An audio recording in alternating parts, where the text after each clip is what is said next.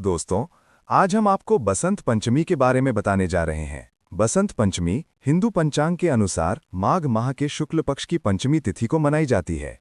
ये पर्व केवल एक धार्मिक उत्सव नहीं, बल्कि प्रकृति, ज्ञान और चेतना के जागरण का प्रतीक है। इसी दिन शीत ऋतु धीरे धीरे विदा लेने लगती है और वसंत ऋतु अपने सौंदर्य के साथ धरती पर उतरती है। चारों ओर सरसों के पीले फूल खिल उठते हैं, पेड़ों पर नई कोपलें आती हैं और वातावरण में एक नई ऊर्जा का संचार होता है। पौराणिक मान्यताओं के अनुसार इसी शुभ तिथि को सृष्टि के रचयिता ब्रह्मा जी ने मानव जीवन को वाणी, बुद्धि और विवेक प्रदान करने के लिए मां सरस्वती को प्रकट किया था। मां सरस्वती श्वेत वस्त्र धारण किए, वीणा लिए और कमल पर विराजमान होती हैं, जो ज्ञान, शुद्धता और सृजनशीलता का प्रतीक मानी जाती हैं।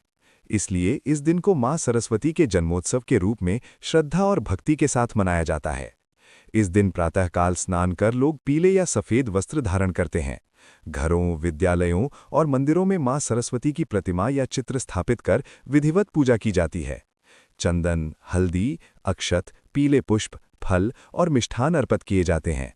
विशेष रूप से बूंदी के लड्डू, केसरिया हलवा और खीर का प्रसाद बनाया जाता है। विद्यार्थियों के लिए बसंत पंचमी का विशेष महत्व होता है। छात्र अपनी किताबें, कॉपियां और कलम मां सरस्वती के चरणों में रखकर विद्या, एकाग्रता और सफलता का आशीर्वाद मांगते हैं। कई स्थानों पर इसी दिन छोटे बच्चों का विद्यारंभ संस्कार भी किया जाता है। कला, संगीत और साहित्य से जुड़े लोगों के लिए भी ये दिन अत्यंत शुभ माना जाता है। संगीतकार अपने वाद्य यंत्रों की पूजा करते हैं और लेखक कवि लेखन की शुरुआत मां सरस्वती का स्मरण कर करते हैं। देश के कई हिस्सों में बसंत पंचमी को पतंग उत्सव के रूप में भी मनाया जाता है। आकाश में उड़ती रंग बिरंगी पतंगें जीवन में ऊंचाइयों तक पहुंचने की प्रेरणा देती हैं। बसंत पंचमी हमें ये संदेश देती है कि जैसे प्रकृति हर वर्ष नए रूप में खिल उठती है, वैसे ही हमें भी अपने जीवन में ज्ञान, सकारात्मकता और सृजनशीलता को अपनाना चाहिए।